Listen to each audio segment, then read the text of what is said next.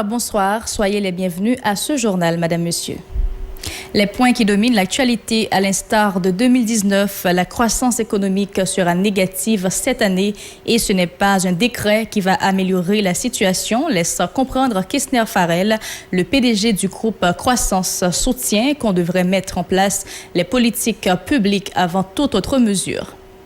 L'Association des sous-agents de transfert d'Haïti annonce que les maisons de transfert seront fermées, une stratégie pour contraindre la BAH à revenir sur sa décision d'exiger le paiement des transferts en gourde au taux du jour ou en dollars via des comptes bancaires. Insécurité, Pont-Rouge et les quartiers avoisinants sous l'emprise des gangs armés. Dans un rapport, la Fondation J'éclairé alerte sur des cas de disparition et des destructions de maisons lors des dernières attaques de bandits. À l'étranger, Trump promet de répondre par la force aux manifestants antiracistes. Restez avec nous. Merci de votre fidélité. Voici le développement du journal. L'Union nationale des sous-agents de transfert d'Haïti conteste vertement la décision de la Banque de la République d'Haïti, BAH, d'exiger le paiement des transferts en gourde et au taux du jour. Selon le président de la dite association, Jean-Renel Pierre, des sous-agents de transfert ont déjà fermé leurs portes. Ce mouvement, qui va affecter l'ensemble des 10 départements géographiques du pays, vise à contraindre la BAH à rectifier le tir. Jean-Renel Pierre explique que le paiement des transferts en gourde au taux du jour va faire chuter considérablement les rentrées des sous-agents qui vivent d'activités de change. Des citoyens de la capitale applaudissent la décision de la Banque de la République d'Haïti d'exiger le paiement des transferts en gourde au taux du jour ou en dollars à travers les comptes bancaires des clients BAH. Ils en ont profité pour tirer à boulet rouge sur les maisons de transfert et les banques commerciales qui ne font que s'enrichir sur le dos des masses défavorisées. Leur déclaration. Transfert, c'est ça que je vais transférer à l'autre monde. Quand je fais l'argent, je transfère de l'âme pour moi, ou remplir ou 10 pour ça, c'est good ou bon moi. Donc là, pas transfert. Ça c'est échange. Moi pas venir faire échange avec. Nous devons chercher l'argent, nous dit nous font titan. Nous nous aller de monsieur à tourner ou bien nous pas venir comme ça. Donc c'est ça où moi rapprouver aujourd'hui là. Donc ça va demander c'est conscience son réveil de conscience que vous faites. Si mon na yo recoller pour un américain. Ça un américain vous va lire. Vous va de changer pour va aller en haïtien parce que yo recoller va lire. C'est ça fait moi dit ça pas mal. Parce que si vous recoller en américain moi je suis supposé venir en américain non pas payer président pour ça. Parce que quand moi je en américain maman je suppose en américain m'a changer le côté me. Gagner échange et qui intervalle combien cob et maison de transfert fait sous quantité $1. Je me sens ça exagéré parce que maison de transfert ou bien maison d'échange par la supposé faire et tout ces cob yo fait yo dia là. Mais tout ça sont des autres l'argent. Quand il va transférer l'argent en dollars américains dans le pays d'Haïti. C'est des autres qui a fait. Parce que si on va faire des autres côtés aller, on va t'apprendre là. Le secteur du transport terrestre haïtien salue la décision du président Jovenel Moïse de demander à l'UCREF, l'ULCC et d'autres entités concernées à diligenter une enquête sur les appels d'offres relatifs à la distribution de carburant dans le pays au cours des dernières années. Toutefois, le syndicat dit souhaiter que ces enquêtes aboutiront cette fois-ci et permettront de mieux contrôler l'achat et la vente des produits pétroliers. Le secrétaire général du syndicat du transport terrestre haïtien, Marcelin Jean-Philippe, demande au Premier ministre Joseph Joute et au ministre du Commerce d'assumer leurs responsabilités. Marcelin Jean-Philippe, écoutons ses propos. Comment président, il y a un dossier aussi sensible comme ça, pour le président dire qu'il pas connaît monde qui est responsable pour faire importation, dernier arrivage gaz dans le dernier moment ça. Et me saisir tout les que m'a suivre. BMPAD va ignorer monde qui importer dernier cargaison gaz là. Donc moi me pas comprendre ça. Me pas comprendre ministre finance pas engagé totalement.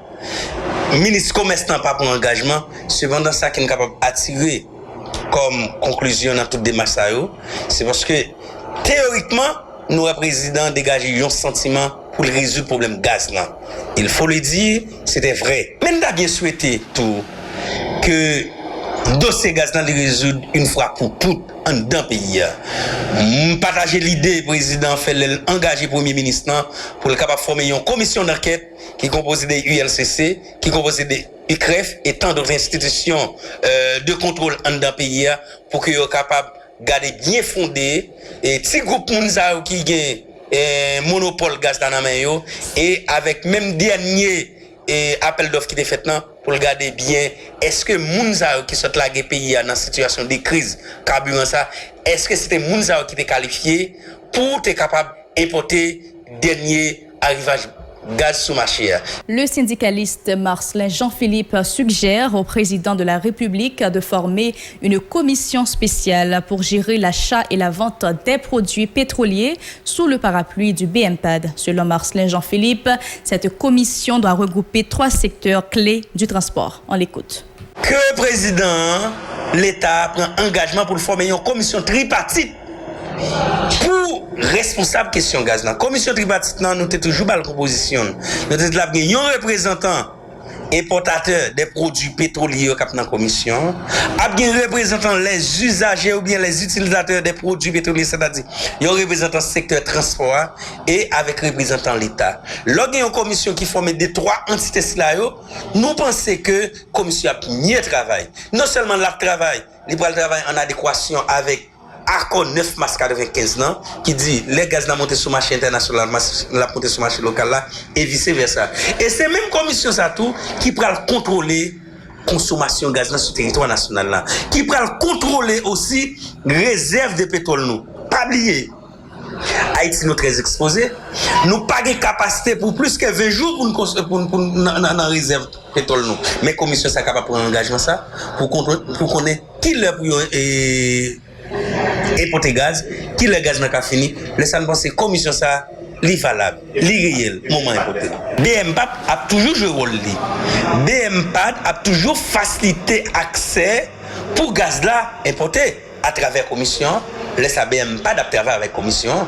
Laisse ça ou pas prendre la et responsabilité gaz là dans un grand monde ou bien petit groupe monde par rapport aux relations politiques. Par rapport des actions clientélisme, le ça ou institutionnaliser des machines. Le gouvernement doit mûrement réfléchir avant de prendre la décision de relancer toutes les activités économiques du pays.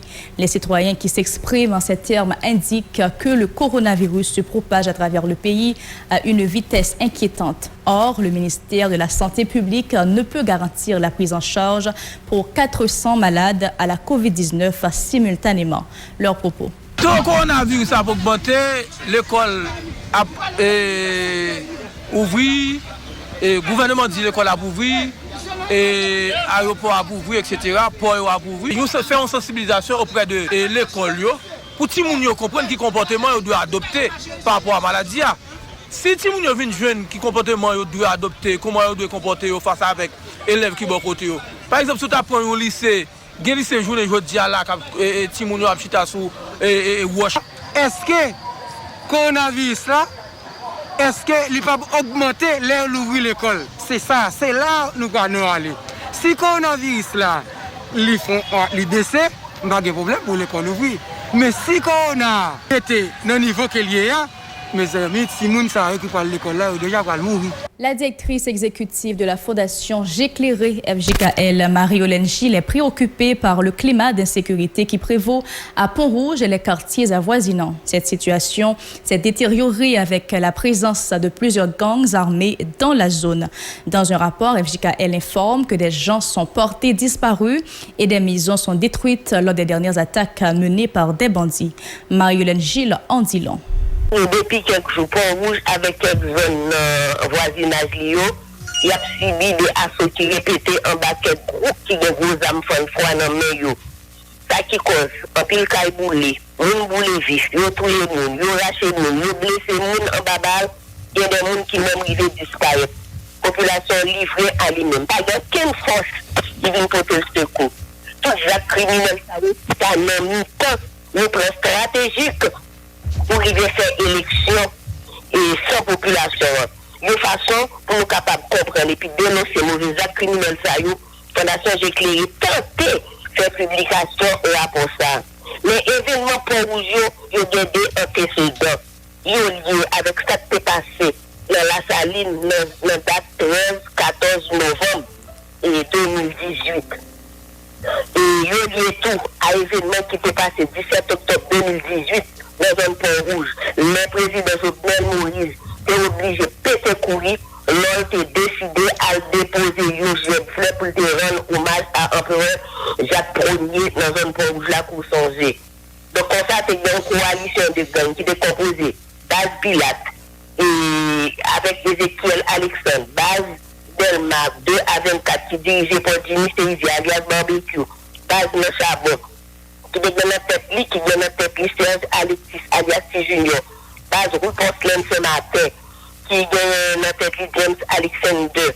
Yo tout mené, yo attaque pour être capable de chasser équipe Hervé Bonnet Barthélémy alias Bout Jean-Jean qui lui-même a dirigé ensemble avec Lionel Lexus, avec Lionel Menvonsa, puis il était capable de faire une courir, aller, parce que lui-même, c'est des gens qui étaient en opposition avec le président Moïse. En outre, Marie-Hélène Gilles a fait savoir que la question politique est à la base du renforcement de la présence des gangs à Pont-Rouge. Selon Mme Gilles, le pouvoir en place tente de contrôler les quartiers dans la zone de Pont-Rouge en perspective aux prochaines élections dans le pays. Marie-Hélène Gilles. Nous comprenons une question politique là, c'est lui-même qui épice mouvement gang qui a crasé quartier populaire. Donc, les zones Pont-Rouge là, il y a une zone sur le côté de nous, par contre, qui vous pouvez faire.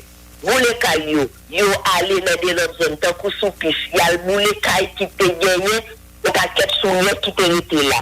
On est livré à eux-mêmes. Donc, seulement des mobiles crimes, ça, qui ça nous va dire.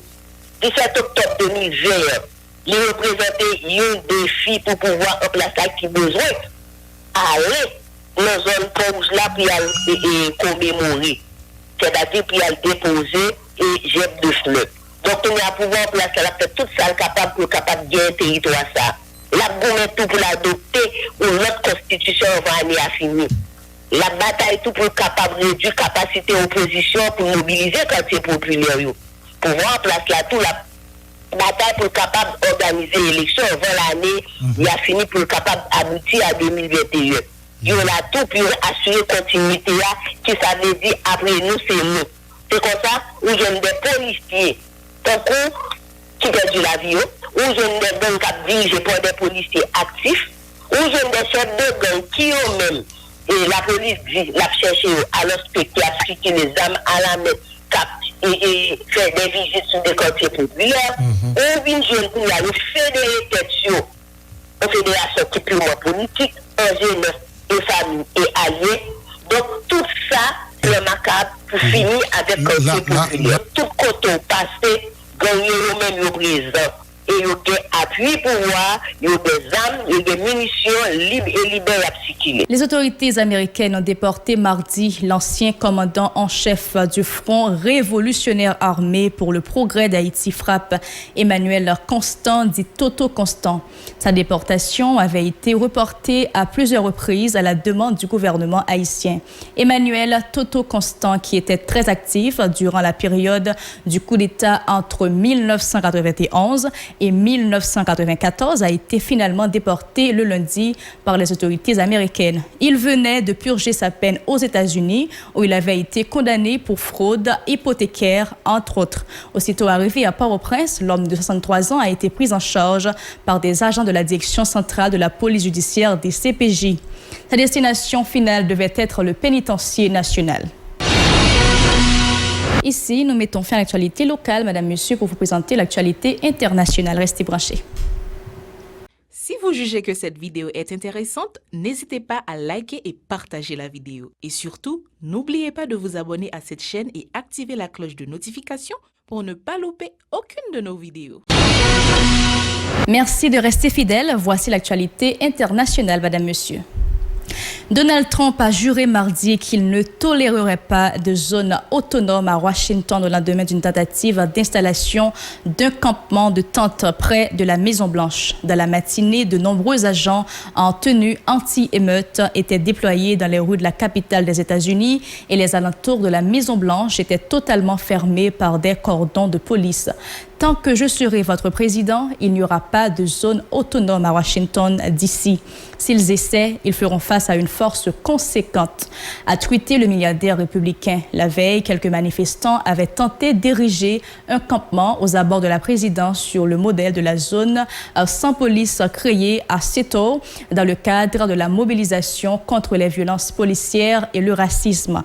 Ils avaient notamment tagué base pour Black House Autonomous Zone, zone autonome de la Maison Noire, sur l'église St. John's Episcopal Church, mais la police avait rapidement dispersé le petit groupe.